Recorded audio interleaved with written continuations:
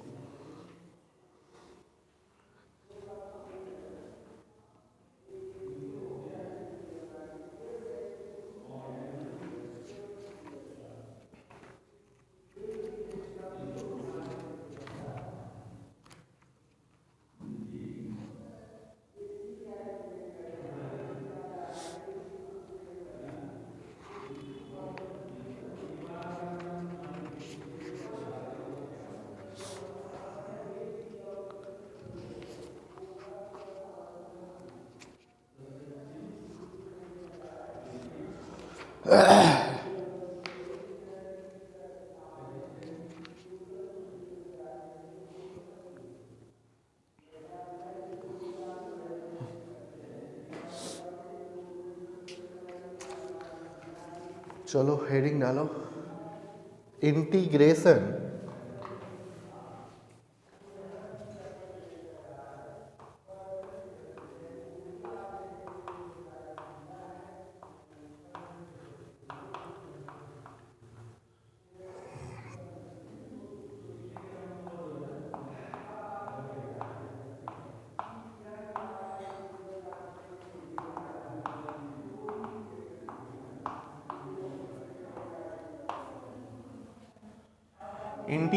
Round the unit circle.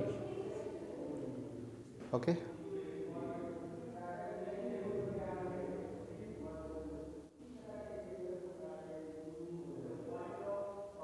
let us consider integral of the type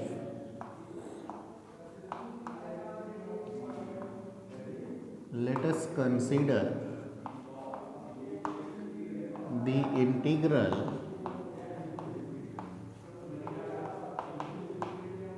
of the type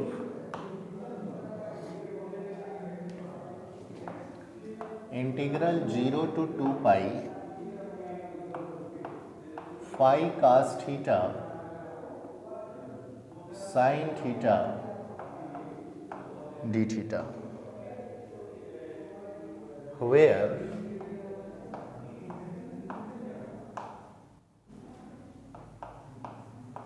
phi cos theta sin theta is a rational function of sin theta and cos theta.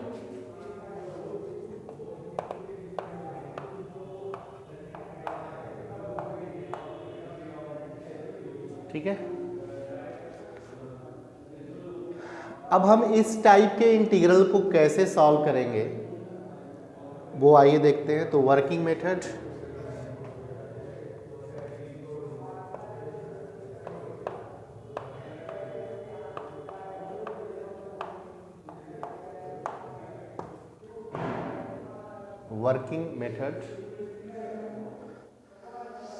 लिखो. To evaluate such integrals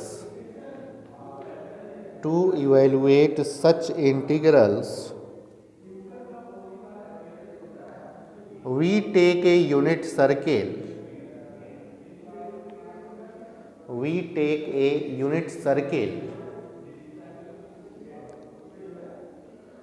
with its center as origin.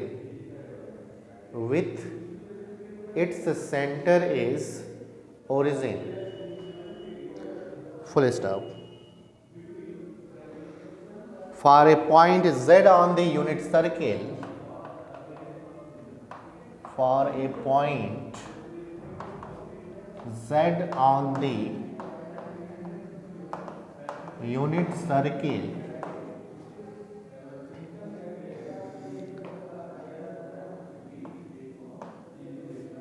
z is equal to e to the power i theta, तो यहां से dz क्या हो जाएगा, i a to the power iota theta into d theta. So d theta is equal to dz by iota z, जहां पे theta जो होगा वो लाई करेगा 0 से लेकर के 2 पाई तक। ओके, कास थीटा का फॉर्मूला क्या होता है, e to the power iota theta minus या प्लस, मुझे तो प्लस लग रहा है, सही तो है, e to the power minus iota theta. Okay, and sine theta is equal to 1/2 iota e to the power iota theta minus e to the power minus iota theta. Okay, it can be also written as e to the power iota theta plus 1 upon e to the power iota theta, and this is sin theta is equal to 1 upon 2 iota e to the power iota theta minus 1 upon e to the power iota theta। Okay, इसे क्या हम ऐसे लिख सकते हैं, 1/2 z plus 1/z, और ये हो जाएगा sin theta is equal to 1 upon 2i z minus 1 upon Z, ये नोट करो।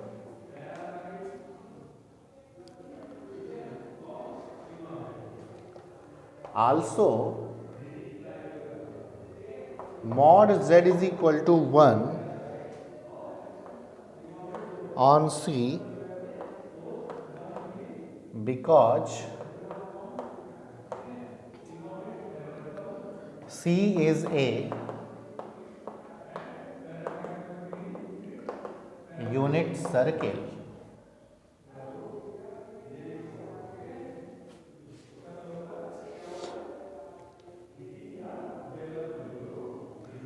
सो इंटीग्रल की लिमिट क्या बनेगी, 0 से लेकर के 2 पाई तक, और ये जो इंटीग्रल है फाई कास थीटा के जगह पे क्या लिख सकते हैं,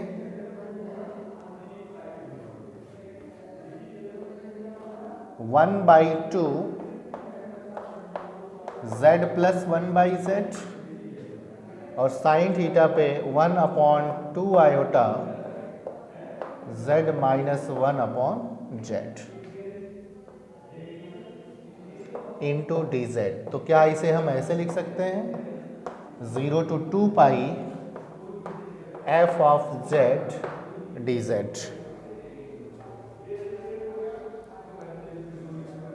एक चीज छूट गया है,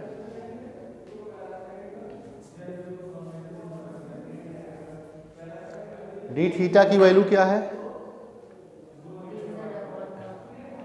D Z upon iota Z. तो ओवरऑल इसे हम लिख सकते हैं integral C F of Z into D Z.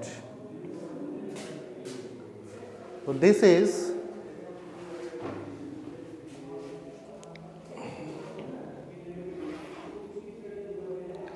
नीचे लिख लेना, where F Z is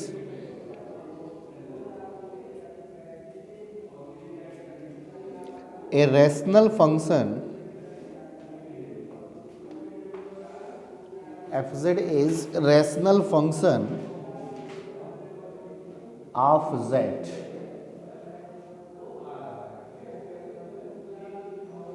rational function of z, full stop। now Cauchy residue theorem will be used, Cauchy residue theorem will be used to evaluate to evaluate integral C F Z D Z.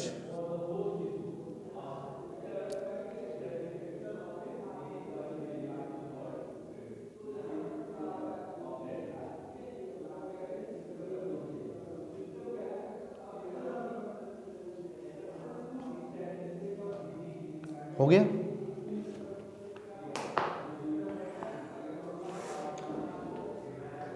तो करना क्या है इसमें, इस type के अगर कोई integrals आपको दिया जाता है तो सबसे पहले इसे आप कन्वर्ट करोगे integral C F Z D Z में, और जैसे ही ये कन्वर्ट हुआ इसको सॉल्व करने का तरीका आपके पास है।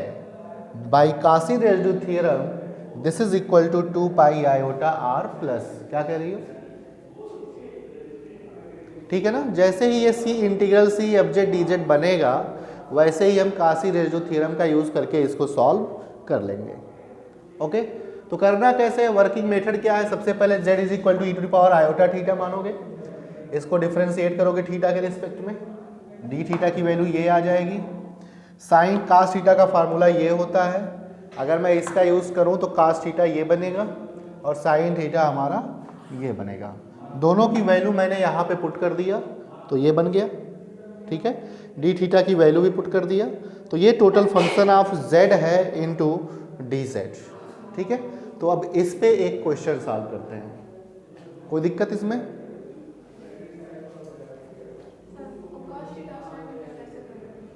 क्या चीज़? ये फार्मूला होता है, ये फार्मूला है इस इतना। अब देखो ये e की पावर आयोटा थीटा को हम क्या माने हैं, तो ये z हो गया इसके जगह पे, और इसको 1/z हो गया।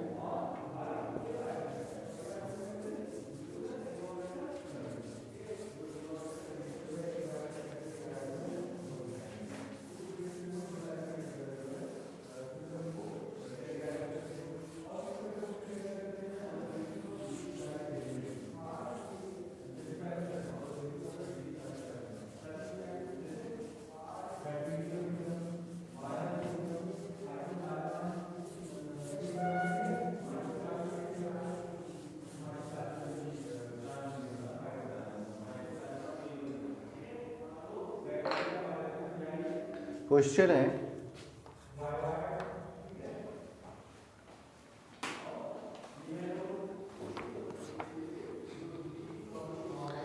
Evaluate minus pi to pi cos t by 5 plus 4 cos t into D T, इसे सॉल्व करना है।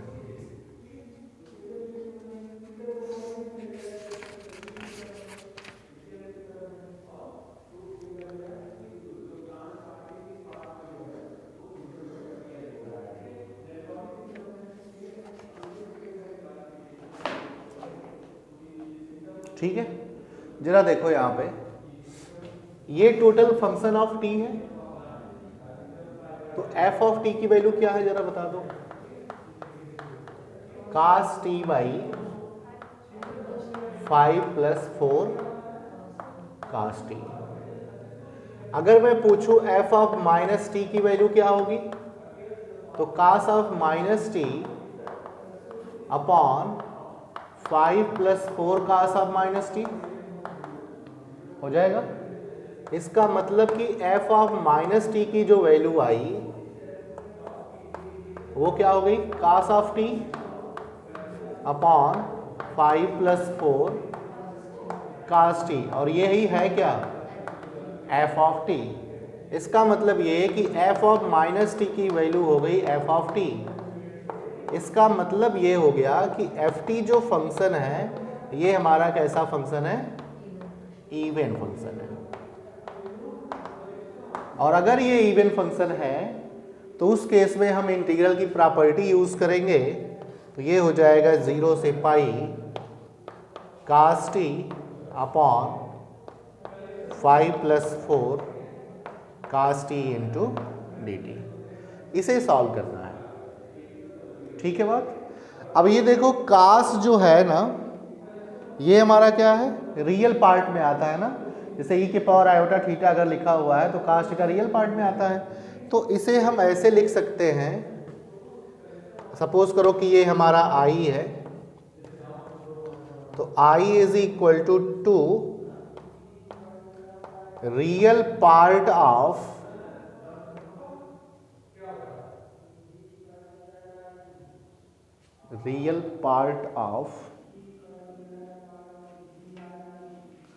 ओके इंटीग्रल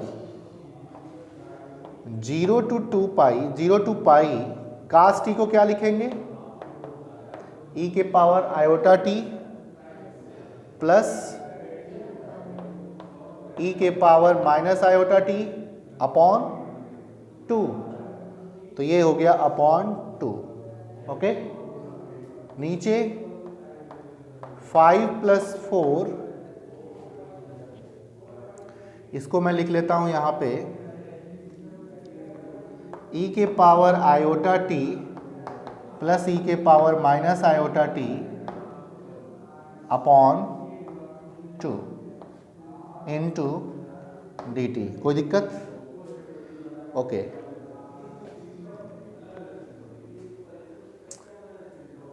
जेड को हम क्या मानेंगे, ई के पावर आयोटा टी, तो डी जेड क्या आ जाएगा, आयोटा ई के power iota T into D T. ठीक है, इसका मतलब ये हो गया कि डी जेड की वैल्यू हमने फाइंड कर लिया, सॉरी डी टी की वैल्यू हमने फाइंड कर लिया D Z by iota Z. Okay, और यूनिट सर्कल हम लेकर के चलते हैं, तो जो हमारा टी होता है वो कहाँ से कहाँ तक लाई करता है, ये 0 to 2 पाई। एक मिनट लिमिट जरा चेक कर लेते हैं, ये 0 to 2 पाई है, मैंने गलती कर दिया, बना लेना।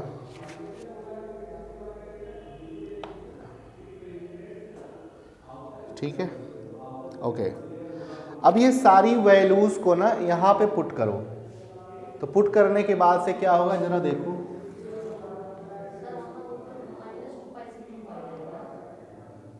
माइनस पाई से पाई है, तो इंटीग्रल की एक प्रॉपर्टी ये होती है ना, अगर मैं यहाँ पे 2 बढ़ाता हूँ तो ये 2 पाई हो जाता है। अब वैसे भी जो टी लाई कर रहा है वो हमारा 0 से लेकर के 2 पाई तक लाई कर रहा है। ठीक है, ये इंटीग्रल की प्रॉपर्टी है। ठीक है, ओके। अब सारी वैल्यूज को जरा पुट करो, देखो क्या होता है। I is equal to real part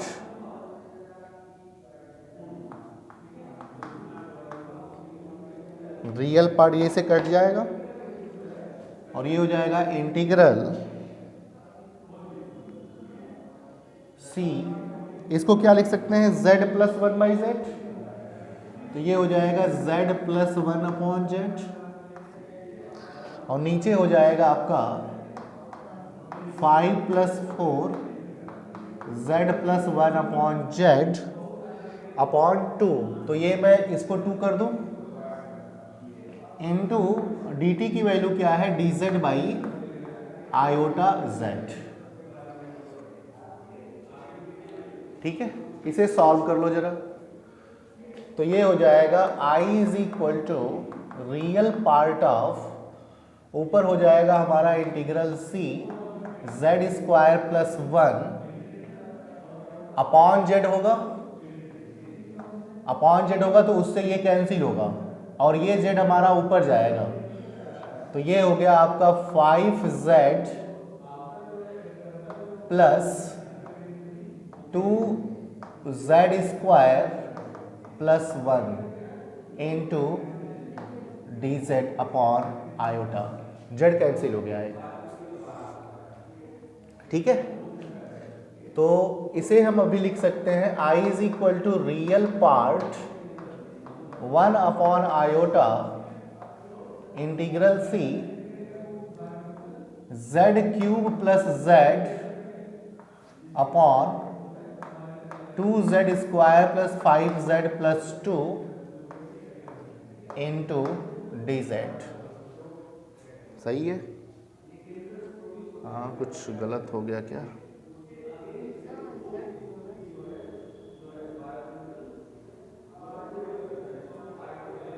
ओहो,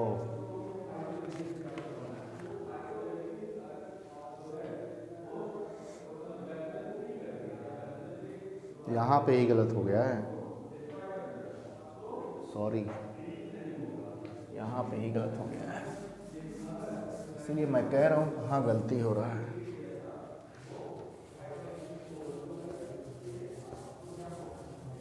देखो जरा कैसे करना है। इसके पहले आपको याद होगा जब हम इंटीग्रल सॉल्व कर रहे थे तो कास mx आता था, साइन mx आता था, तो हम e के पावर आयोटा mx लिखते थे। ठीक है, तो इस कास के लिए हमें सिर्फ e के पावर आयोटा t लेकर के चलना है, तभी हम रियल पार्ट लिख रहे थे। ठीक है, तो क्या हो जाएगा यहाँ से, I is equal to 2 real part of 0 to 2 pi e के पावर आयोटा t अपॉन 5 + 4, यहाँ पे पूरा लिखना है, e के power iota t plus e के power minus iota t upon 2 into D T. अब इसे सॉल्व करो जरा, तो ये हो जाएगा I is equal to 2 real part of integral c, e के पावर आयोटा t की जगह पे क्या लिखेंगे, z अपॉन इस 2 से ये 2 कैंसिल, तो ये हो गया आपका 5 plus z plus 1 upon z into D Z upon iota z। तो इस z से ये z क्या होगा, कैंसिल, कहाँ पे,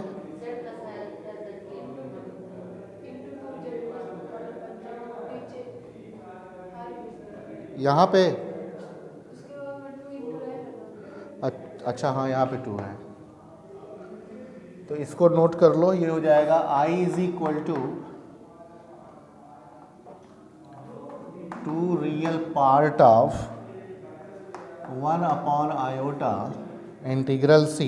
ये देखो ये z ऊपर जाएगा ना, तो ये हो जाएगा z डी जेड अपॉन नीचे क्या आ जाएगा, z square 2z square plus 2z square plus 5z plus 1। ठीक है, तो ये हो गया हमारा fz, नोट कर लो यहाँ तक।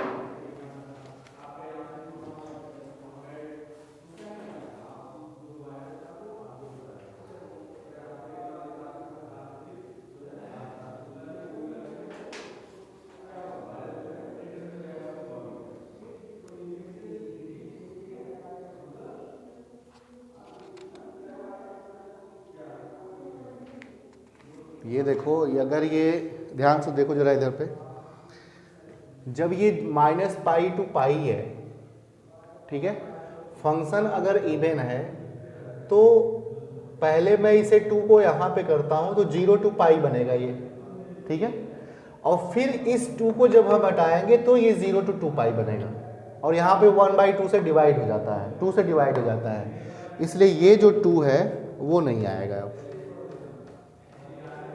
ठीक है, इंटीग्रल की प्रॉपर्टी है ये, बस।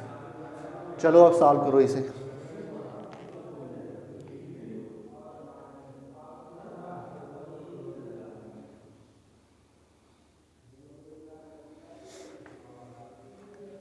fz की वैल्यू कितनी है, fz की वैल्यू क्या है, z upon 2z square plus 5z plus 1। हमारे पास सर्कल क्या दिया हुआ है, unit circle, this is 1, this is -1, -1 and 1, मतलब माइनस आयोटा एंड आयोटा। चलो पोल जरा फाइंड करो इसका। पोल के लिए डिनोमिनेटर क्या होगा? तो 2z square plus 5z plus 1 is equal to 0। यहां से z की वैल्यू हमें बता दो। z की वैल्यू -1/2 एंड -2,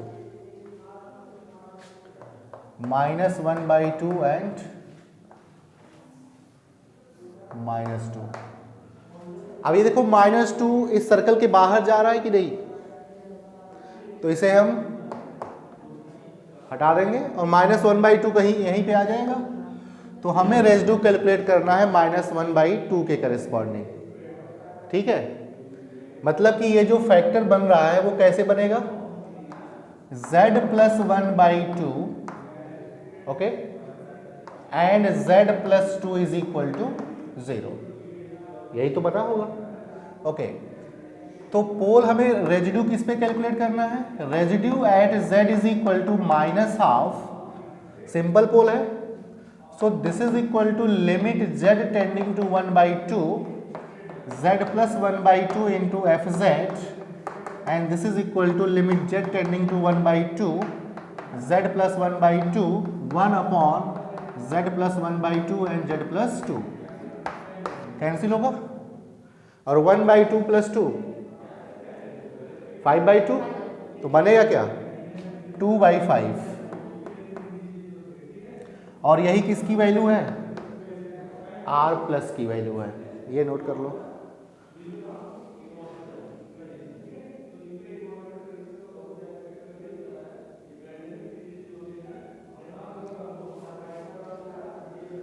-1/2 लेके चलना है ना, ये माइनस है, तुम लोग देखते नहीं हो। तो -1/2 प्लस 2 कितना आ जाएगा? 3/2। तो ये आ जाएगा आपका 3/2।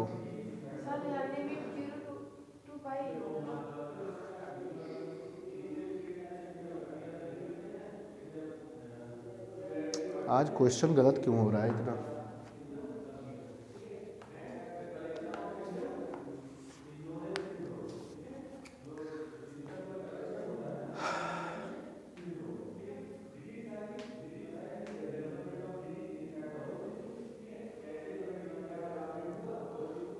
नोट मत करो, गलत हो गया है। आज दिमाग काम नहीं कर रहा है।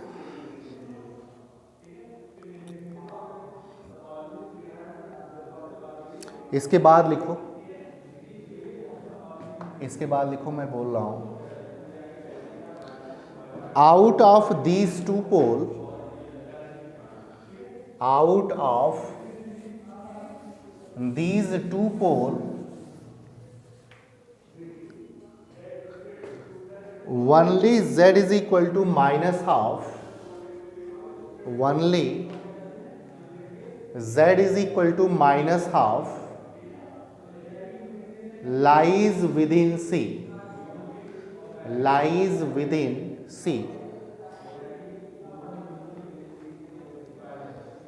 So residue at z is equal to -12 is equal to limit z tending to -12। इसको 2z प्लस 1 लिख सकते हैं ना, और 2 उधर चला जाएगा, तो ये हो जाएगा z प्लस 1/2। ये z छूट रहा था ऊपर वाला, ये z अपॉन 2z स्क्वायर, या ऐसे कर लो 2z plus 1 and z plus 2। यहाँ पे वैल्यू जरा पुट करो तो -1/2 और बताओ वैल्यू कितनी आ रही है, जल्दी बताओ।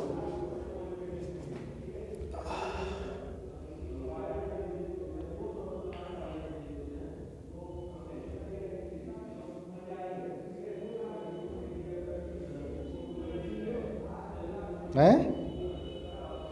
0 क्यों होगा जी?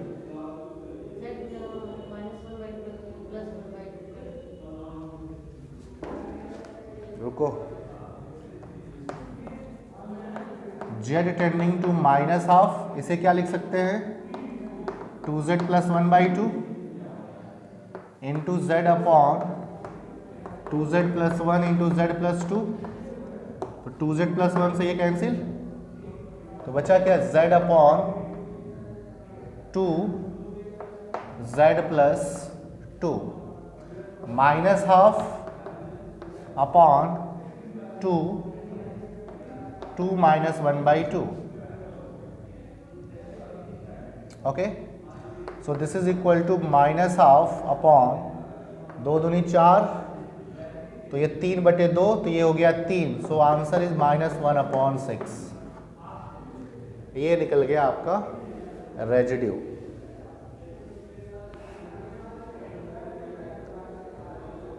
तबीयत खराब लग रही है इसीलिए गलत हो रहा है आज.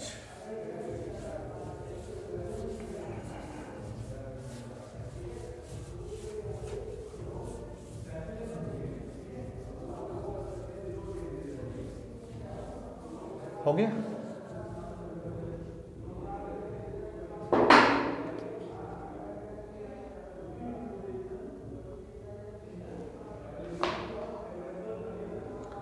बाई कासी रेजिड्यू थियरम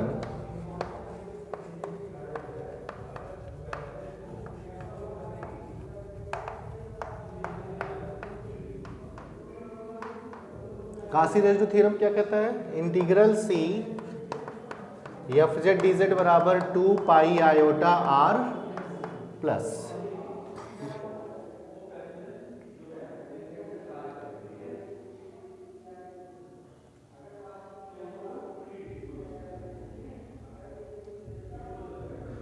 तो ये देखो जरा,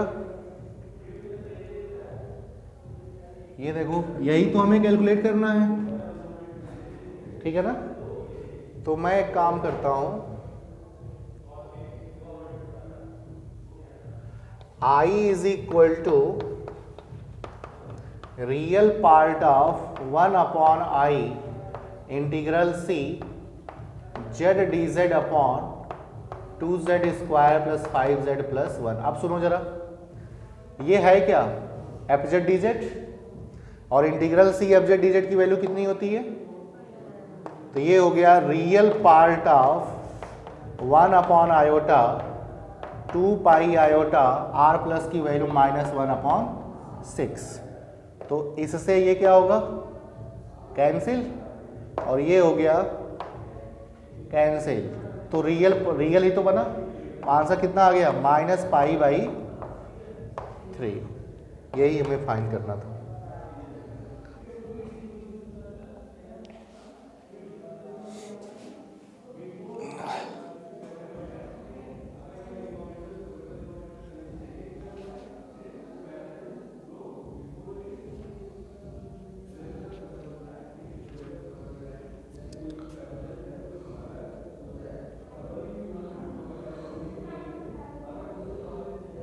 और कोई क्लास है तुम होगा कि नहीं,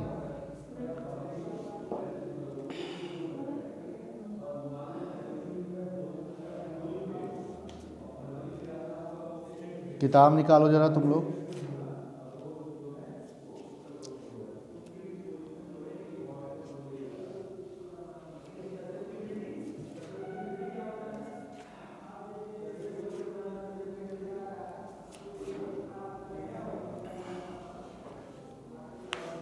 क्वेश्चन तुम लगाई कि नहीं लगाई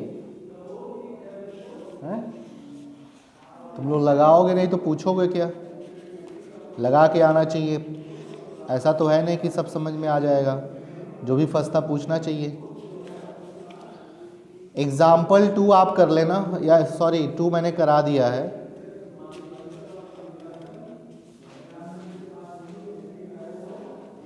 एग्जाम्पल 3 कर लेना, एग्जाम्पल 4, ये सब इम्पोर्टेंट है. एग्जाम्पल 6 छोड़ देना.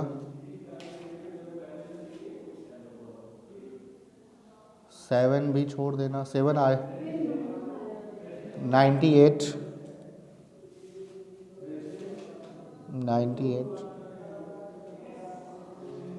एग्जाम्पल 6 7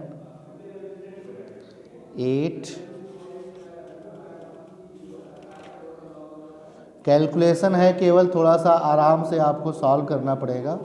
तुम लोग सॉल्व करना, नहीं समझ में आए तो क्लास में पूछ लेना। एग्जाम्पल 10 मोस्ट इम्पॉर्टेंट है।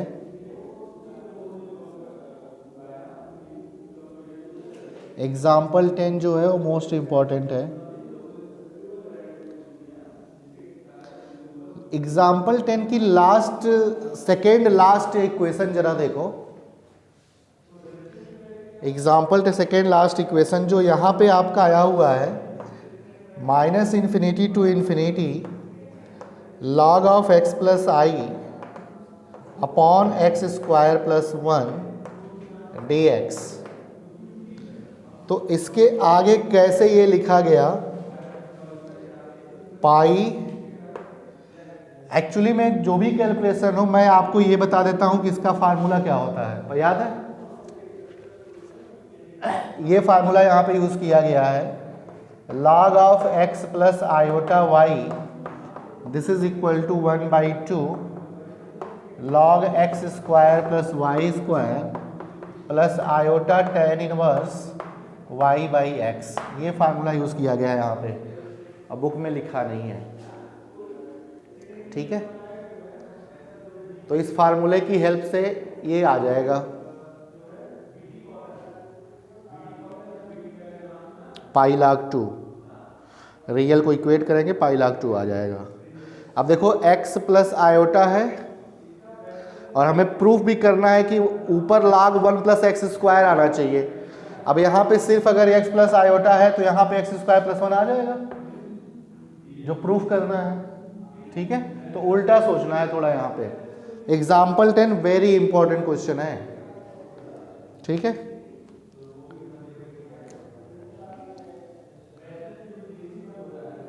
बाकी अब मेरी क्लास जो होगी वो ट्यूसडे को होगी, ठीक है? और ट्यूसडे में आज मेरी थोड़ी तबीयत ख़राब है इसलिए मैं ज़्यादा नहीं पढ़ा पाऊँगा, ठीक है? और ट्यूसडे तीन लेक्चर में आपका ये ख़त्म कर देंगे। पढ़ करके आना, जो भी डाउट होगा पूछना, सारा क्वेश्चन लगाओ, जहाँ जहाँ पे डाउट होता है मार्क करो और आते ही पहले पूछो, नहीं तो मैं ख़त्म कर दूंगा और तुम लोग सॉल्व ही नहीं करोगे क्वेश्चन। सारे क्वेश्चन तो सॉल्व कराए नहीं जा सकते ना। अगर 10 एग्जाम्पल्स दिए हुए हैं तो 10 यहाँ पे बताने लगेंगे तो 10 दिन लग जाएगा, ठीक है? तो तुम लोग पढ़ के आओ, जहाँ पे जो भी फाइंड करना, मैंने आपको तरीका बता दिया था कि जब भी एक्सपोनेंशियल बनेगा तो जॉर्डन लेमा यूज़ करना है, एक्सपोनेंशियल नहीं बनेगा तो हमें क्या यूज़ करना है, जो 2 स्टेटमेंट मैंने आपको लिखवाया था, ठीक है? तो बाकी दिक्कत होगा आप नेक्स्ट टाइम पे पूछिएगा, लगा करके ज़रूर आना, ठीक है? खास करके ये 10 एग्जाम्पल आप ज़रूर लगा करके आना, ठीक है? चलो फिर